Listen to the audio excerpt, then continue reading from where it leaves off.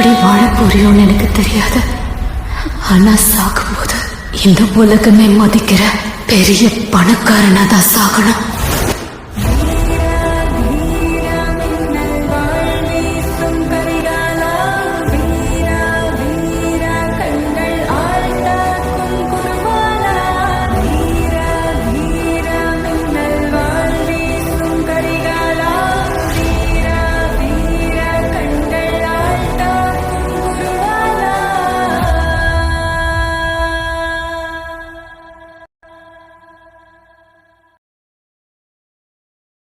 கத்தி வீசின வேகத்துல ஒரு புயலே உருவாச்சு சார்.